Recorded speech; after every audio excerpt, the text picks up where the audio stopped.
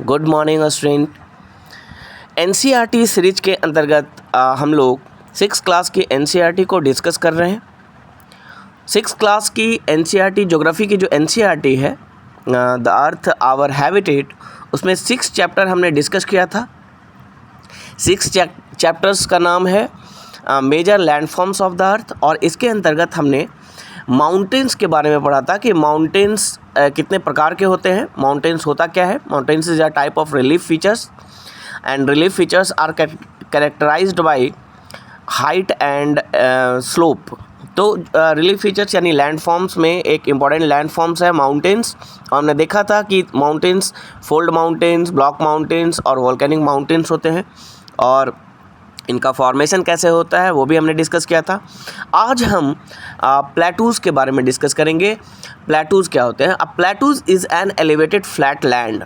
It is a flat topped table land standing above the surrounding area. Plateaus देखिए, plateaus is also a relief features which is characterised by elevation and slope. Mountain और plateaus में अंतर क्या है? प्लेटूज़ means पठार। पहाड़ और पठार में अंतर है, एक तो हाइट की भी अंतर है, हाइट कम होती है प्लेटूज़ की माउंटेन के रिलेटिव, और दूसरा कि माउंटेन का जो टॉप होता है वो क्लिफ के रूप में होता है, चोटी के रूप में होता है, जबकि प्लेटूज़ का जो टॉप होता है वो फ्लैट होता है ना। इसलिए इसे प्लेटू को एलिवेटेड फ्लैट लैंड कहा जाता है, यानी हाइट है, स्लोप भी है, लेकिन साथ ही साथ जो टॉप है वो फ्लैट होगा, या इसे फ्लैट टॉप्ड टेबल लैंड भी कहा जाता है। टेबल की तरह जिसकी हाइट हो और जो टॉप हो, टॉप कैसा हो? फ्लैट हो, तो उसे ही प्लेटूज़ कहते हैं, और हाइट भी इसकी थोड़ी कम होती है in comparison to mountain. A plateaus may have one or more sides with steep slopes, है ना। एक साइड या दूसरा साइड या दोनों साइड स्टीप स्लोप हो सकता है, यानी बहुत ही खरा ढाल हो सकता है। The height of plateaus often varies from few hundred metres to several thousand metres. Few hundred metre से लेकर सेवरल थाउजेंड मीटर तक, यानी 100 मीटर से लेकर 1000 मीटर, सेवरल थाउजेंड मीटर्स तक इसकी हाइट हो सकती है। प्लेटूज़ लाइक माउंटेन्स में भी यंग और फुल, प्लेटूज़ भी यंग और फुल ओल्ड हो सकते हैं, जैसे हमने माउंटेन्स में देखा था, यंग माउंटेन और ओल्ड माउंटेन। यंग माउंटेन में हिमालय, एल्प्स, रॉकीज़, एंडीज़, ये सब यंग माउंटेन है, जबकि ओल्ड माउंटेन में अरावली है, एवलेंशियन माउंटेन है, यूराल माउंटेन है, ये सब ओल्ड माउंटेन्स हैं। The Deccan plateau in India is one of the oldest plateaus. अगर प्लेटूज़ की बात करें तो इंडिया का जो प्लेटूज़ है वो हमारे लिए बहुत ही इंपॉर्टेंट है। तो डेक्कन प्लेटू, दक्कन का पठार, दक्कन का पठार अगर आप देखें, एरिया उसका क्षेत्र देखें तो राजस्थान, गुजरात, एमपी, है ना, राजस्थान, गुजरात, एमपी, तेलंगाना, आंध्र प्रदेश, महाराष्ट्र, कर्नाटका, ये सारे स्टेट्स को कवर करता है डेक्कन प्लेटू, है ना। इन सारे स्टेट्स को कवर करता है, टच करता है डेक्कन प्लेटू। और ये डेक्कन प्लेटू यानी दक्कन का पठार जो है उसका फॉर्मेशन कैसे हुआ? उसका फॉर्मेशन हुआ है बेसाल्टिक लावा से, है ना। डेक्कन ट्रैप एक इवेंट हुआ था, यानी डेक्कन ट्रैप मीन्स जब इंडिया, जो इंडियन सब कॉन्टिनेंट है, जो इंडियन पेनिनसुला है, यानी सबसे ओल्डेस्ट पार्ट जो इंडिया का है वो इंडियन पेनिनसुला है, भारतीय प्रायद्वीप जो ट्रायंगुलर शेप का है, वो वाला पार्ट जब अफ्रीका से अलग होकर रीयूनियन आइलैंड, जो कि मेडागास्कर के पास है, रीयूनियन आइलैंड के पास से गुजर रहा था। तो रीयूनियन आइलैंड एक हॉट स्पॉट है। हॉट स्पॉट मीन्स जहाँ पर लगातार कंटिन्यूसली मैग्मा निकलता रहता है।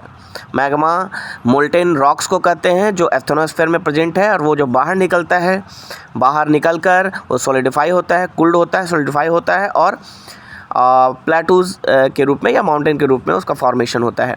चूँकि बेसाल्टिक लावा निकला तो बेसाल्टिक की विस्कोसिटी कम होती है, जिसके कारण बेसाल्ट बड़े एरिया में फैल गया और इसकी हाइट भी ज़्यादा नहीं हो पाई, इसलिए प्लेटूज़ का फॉर्मेशन होना, यानी डेक्कन प्लेटू का फॉर्मेशन बेसाल्टिक लावा के निकलने से और उसके कूलिंग और सॉलिडिफिकेशन से, है ना, बड़े एरिया में फैलने से हुआ है। और ये पूरा जो एरिया हम लोग देख रहे हैं, राजस्थान, गुजरात, एमपी, तेलंगाना, आंध्र प्रदेश, कर्नाटका, ये पूरा महाराष्ट्र, ये सारे एरिया को कवर किया बेसाल्टिक लावा, और उसी से डेक्कन प्लेटू का फॉर्मेशन हुआ है।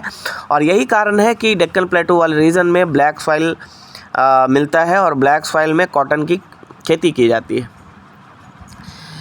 तो यहाँ देखें कि plateaus, Deccan plateaus India is one of the oldest plateau और बहुत ही पुराना प्लेटू है।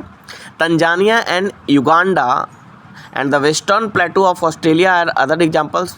जो तंजानियन प्लेटू है, पूरा तंजानिया जो देश है वो प्लेटूज़ पे बसा हुआ है, तंजानिया प्लेटू और युगांडा भी। तो ये अफ्रीकन कंट्रीज़ हैं। तो तंजानिया और युगांडा जो प्लेटू है वो भी काफ़ी पुराना प्लेटू है। और ऑस्ट्रेलिया का अगर वेस्टर्न पार्ट आप देखें, जो ज़्यादातर डेजर्ट वाला रीजन है, वेस्टर्न पार्ट भी प्लेटूज़ से बना हुआ है। द तिब्बत प्लेटू भी एक प्लेटूज़ का एग्जाम्पल है। The highest प्लेटू in the world, पूरे वर्ल्ड में सबसे हाईएस्ट प्लेटू तिब्बत प्लेटू है, जिसकी हाइट 4000 से लेकर 6000 मीटर है ना। सी लेवल से इसको मापते हैं तो 4000 से 6000, यानी प्लेटूज़ 100 मीटर से लेकर सेवरल थाउजेंड मीटर तक हो सकता है। और जो तिब्बत प्लेटू है वर्ल्ड की सबसे ऊंची पठार है। Plateaus are very useful because they are rich in minerals deposit. देखिए प्लेटूज़ क्यों इंपॉर्टेंट है, क्योंकि प्लेटूज़ बना है रॉक से, और रॉक्स मिनरल्स का एग्रीगेशन होता है, मिनरल्स का एग्रीगेशन होता है, यानी प्लेटूज़ में कई सारे मिनरल्स हमें मिलते हैं।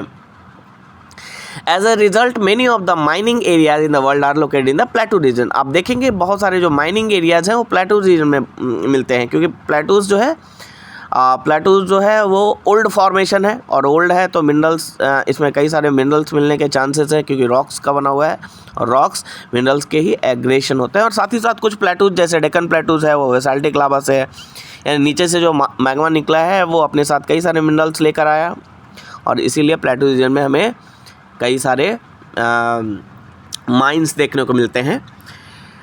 The African plateaus is famous for gold and diamond. African plateau, खासकर साउथ अफ्रीका में जो प्लेटूज़ है वो जो है वो डायमंड्स और गोल्ड के लिए फेमस है ना। साउथ अफ्रीका में जो रीजन है plateaus region gold and diamond के लिए फेमस है। In India huge reserves of iron, coal and manganese are found in Chota Nagpur प्लेटू। छोटा नागपुर प्लेटू की बात करें, छोटा नागपुर प्लेटूज़ वाले रीजन में आपको गोंडवाना रॉक सिस्टम भी मिलेगा और धारवाड़ रॉक सिस्टम भी मिलेगा। तो गोंडवाना रॉक सिस्टम में आयरन, क्रोमियम, इसके अलावा कोल, ये सारी चीज़ें आपको गोंडवाना में मिलेगी, है ना। तो ये ध्यान रखना है, छोटा नागपुर प्लेटू में गोंडवाना रॉक सिस्टम है, और गोंडवाना रॉक सिस्टम में आपको जो है वो कोल भी मिलेगा, आयरन भी मिलेगा, मैग्नीज भी मिलेगा, है ना, एल्युमिनियम भी मिलेगा। In the plateaus area there may be several waterfalls के लिए भी इम्पॉर्टेंट है प्लेटू रीजन, क्योंकि प्लेटूज़ एरिया में कई सारे वाटरफॉल्स होते हैं। रिवर वाटरफॉल्स क्या होता है, जब रिवर्स जब रॉक्स को कट करके जब वो फॉल होती है एकदम से ऊंचे हाइट से, तो उसे वाटरफॉल कहा जाता है। और ये प्लेटू रीजन में आपको देखने को मिलेगा, क्योंकि प्लेटू रीजन में रॉक्स जो है वो सॉफ्ट होता है, जिसके कारण आपको वहाँ पर कई सारे सेवरल वाटरफॉल्स आपको देखने को मिलेंगे। इसके अलावा from a great height in India the Hundru falls है जो छोटा नागपुर प्लेटू में है, ऑन द रिवर स्वर्णरेखा नदी पर है ये Hundru fall. And the Jog falls in Karnataka में कर्नाटकन प्लेटू पर जॉग फॉल्स है, शरावती रिवर पर, are example of such waterfalls.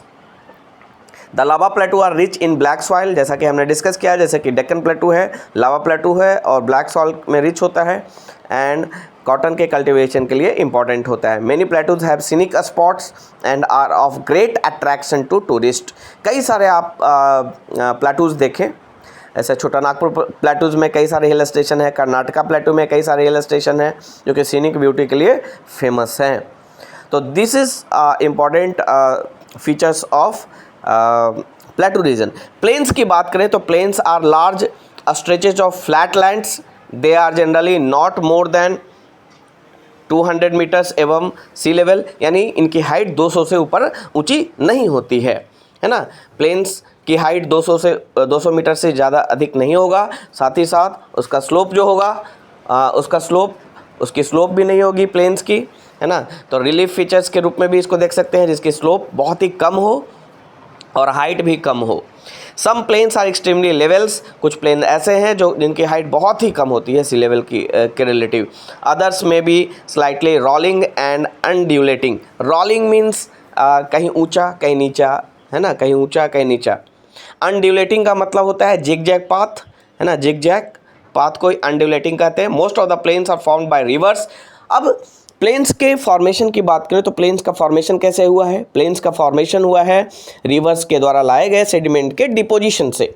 हमने पिछले क्लास में पढ़ा एक्सटर्नल फोर्सेस या एक्सोजेनिक फोर्सेस जो कि पृथ्वी के सतह के ऊपर काम करते हैं, और उनमें एक फोर्स है डिपोजिशनल फोर्स। तो डिपोजिशन क्या है? रिवर्स या अदर एजेंट्स के द्वारा लाए गए सेडिमेंट्स को डिपोजिट करना। तो ज़्यादातर जो प्लेन्स हैं वो रिवर्स या दूसरे जो एजेंट्स हैं, है ना, डेनुडेशनल एजेंट, उनके डिपोजिशनल वर्क से हुआ है प्लेन्स का फॉर्मेशन। जैसे इंडिया के नॉर्दर्न प्लेन्स की बात करें तो हिमालयन रिवर्स के द्वारा लाए गए सेडिमेंट्स के डिपोजिशन से ही, है ना, या अपग्रेडेशन उसको कह सकते हैं, है ना, उसका फॉर्मेशन हुआ है नॉर्दर्न प्लेन का।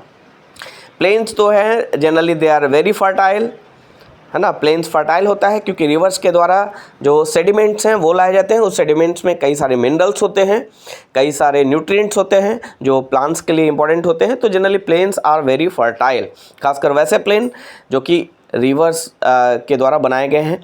और आप देखेंगे प्लेन्स में भी दो तरह के प्लेन्स होते हैं।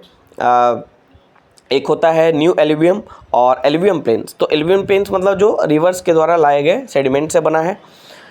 तो प्लेन्स में अगर आप देखें तो जो न्यू एल्यूवियम होता है, जिसे खादर कहते हैं, वो ज़्यादा फर्टाइल होता है क्योंकि वो हर साल फ्लड आने पर रिवर्स के द्वारा न्यू डिपोजिशन होती है उसमें। और जो रिवर्स से दूर वाला एरिया होता है जहाँ पे फ्लड्स का वाटर नहीं पहुँच पाता, जहाँ नए डिपोजिशन नहीं हो पाते, उसे ओल्ड एल्यूवियम कहते हैं और उसे बांगर कहते हैं। वो जनरली लेस फर्टाइल होता है इन कंपेरिजन टू खादर। तो this plains are very thickly populated region. Thickly populated क्यों होता है प्लेन एरिया? क्योंकि एग्रीकल्चर, देखिए population density depends on fertility of the land. क्योंकि जहाँ पे फर्टाइल होगा लैंड वहाँ पे एग्रीकल्चर संभव हो पाएगा और ज़्यादा से जो ज़्यादा लोग वहाँ पर रह पाएंगे, क्योंकि agriculture is the main source of livelihood in India. Still 60% population dependent on agriculture activities. तो प्लेन एरिया में आपको हाई डेंसिटी देखने को मिलेगा।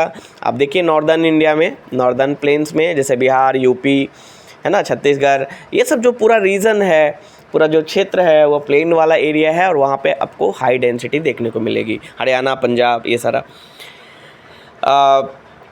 Some of the largest plains made by the rivers are found in Asia and North America. North America और Asia में सबसे बड़े प्लेन, लार्जेस्ट प्लेन्स आपको देखने को मिलेंगे रिवर्स के द्वारा, क्योंकि कई सारे रिवर्स हैं जो अपने साथ सेडिमेंट्स लाते हैं और डिपॉजिट करते हैं। For example in Asia this plains are found by the Ganga and the Brahmaputra. जो हमारा नॉर्दर्न प्लेन है उसे गंगा ब्रह्मपुत्रा प्लेन भी कहा जाता है। एंड यांगत्जे इन चाइना, चाइना में जो प्लेन है, जो एग्रीकल्चरल लैंड है, जो प्लेन एरिया है, वो यांगत्जे रिवर, है ना, यांगत्जे रिवर के द्वारा बनाया गया है। Plains are the most useful area for human habitation. यहाँ पे आपको मानव के आवास देखेंगे, हाई डेंसिटी देखेगी। There is a great concentration of peoples as more flat land is available for building houses. दो कारण हैं, एक तो एग्रीकल्चर लैंड्स अवेलेबल है जहाँ पे वो लाइवलीहुड अपना चला सकते हैं, दूसरा कि फ्लैट लैंड अवेलेबल है जिस पे वो घर बना सकते हैं। इसलिए अधिकतर पॉपुलेशन डेंसिटी आपको यहाँ देखने को मिलेगी। Because of fertile soils, the land is highly productive for cultivation. In India too, the Indo-Gangetic plains are the most densely populated region of the country. तो ये सारी चीज़ें हमने देखा। एक लास्ट सेक्शन है उसको भी देखते हैं हम लोग। Landforms and the peoples. Humans have been living on different kinds of landform in different ways. अलग अलग तरह के लैंडफॉर्म्स, अलग अलग तरह के रिलीफ फीचर्स पर अलग अलग तरह के लोग अलग अलग तरीके से रहते हैं। Life is difficult in mountainous area, जब पहाड़ी क्षेत्रों में जाएंगे तो लाइफ बहुत ही डिफ़िकल्ट होगी। लाइफ डिफ़िकल्ट क्यों है? एक तो एग्रीकल्चरल लैंड नहीं है, दूसरा कि हमें एलिवेशन होने के कारण चढ़ाई करनी पड़ती है, दूसरा कि जो बेसिक सुविधाएं हैं, बेसिक फैसिलिटी है, वो पहाड़ों पर पहुंचाना संभव नहीं हो पाता है। यही कारण है कि जो हमारे हिली रीजन है इंडिया में वो कंपैरेटिवली लेस डेवलप होते हैं। तो नेक्स्ट लेक्चर में हम लोग नेक्स्ट चैप्टर को डिस्कस करेंगे। नेक्स्ट चैप्टर है हमारा आवर कंट्री इंडिया के बारे में। ठीक है, थैंक यू।